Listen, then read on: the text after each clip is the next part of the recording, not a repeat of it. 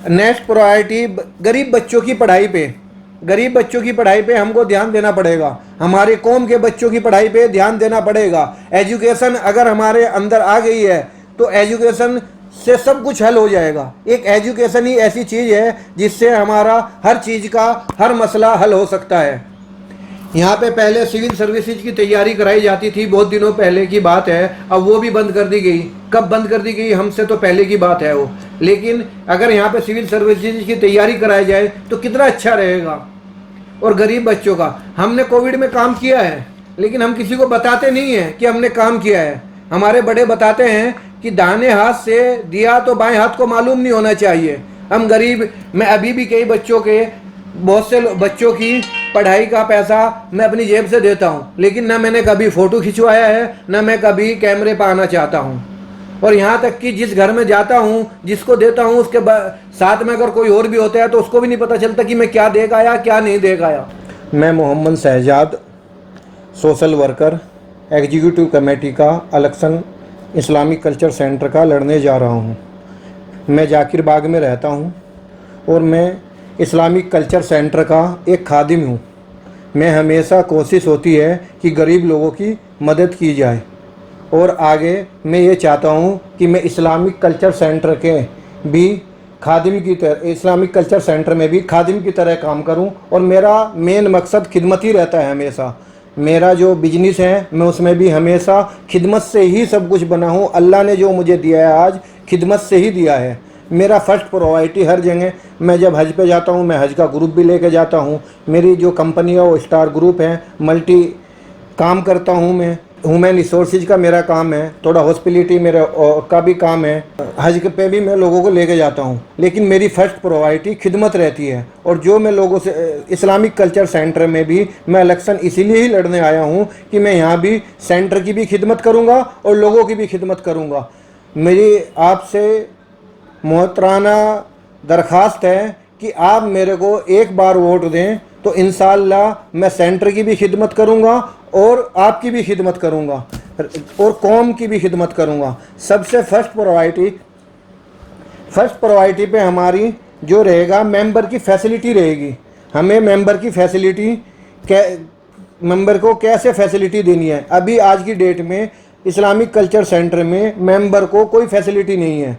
सबसे पहले नंबर 1 पे हमारा मेंबर का प्रिविलेज काम करेंगे। नंबर 1 पे कि प्रिविलेज मेंबर की क्या हैसियत यहाँ होनी चाहिए। जब मेंबर यहाँ पे एंट्री करता है उसको ये एहसास होना चाहिए कि मैं एक इस्लामिक कल्चर सेंटर का मेंबर हूँ। जैसे कि हम दूसरे इंडिया हैबिटेट सेंटर में जाते हैं, इंडिया इंटरनेशनल सेंटर में जाते हैं, वहाँ एक आदमी को जब एक मेंबर वहाँ का होता है, वो वहाँ जाता है तो उसको ये फीलिंग होती है कि मैं यहाँ का मेंबर हूँ। लेकिन आप इंडियन इस्लामिक कल्चर सेंटर में जाते हैं तो आपको ये फील ही नहीं हो पाएगा कि आप यहाँ पे इंडियन इस्लाम के मेंबर भी हैं। मेंबर भी ऐसे ही जा रहे हैं और जो नॉन मेंबर हैं वो भी ऐसे ही जा रहे हैं। का नंबर 1 पे जो भी मेंबर हैं उसकी फैसिलिटी का ध्यान दिया जाएगा और फैसिलिटी पे ही हम काम करेंगे।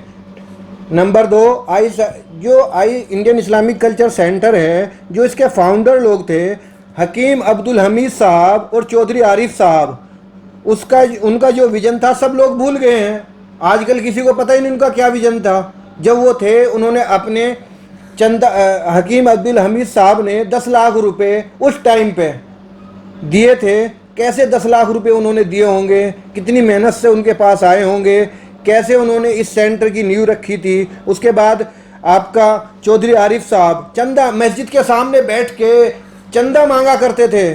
चंदा मांग कर उन्होंने सेंटर की नींव रखी है, सेंटर के लिए काम करा है। हम लोग, अल्लाह का शुक्र है, हम सबको जितने भी मेंबर हैं आज की डेट में 4000 के करीब, सब पे अल्लाह का शुक्र है, सब कुछ है। हकीम अब्दुल हमीद साहब का क्या विजन था और चौधरी आरिफ का क्या विजन था, इस पे हम सब लोग भूल गए हैं। कोई विजन मालूम नहीं कर रहा, सब अपना विजन बता रहे हैं। अरे हकीम अब्दुल हमीद साहब ने जो विजन बनाया था उनके विजन पे तो ध्यान दो ना कम से कम। इंडियन इस्लामिक कल्चर सेंटर को हम पूरा डिजिटलाइज करना का हमारा सबसे पहली प्राथमिकता रहेगी।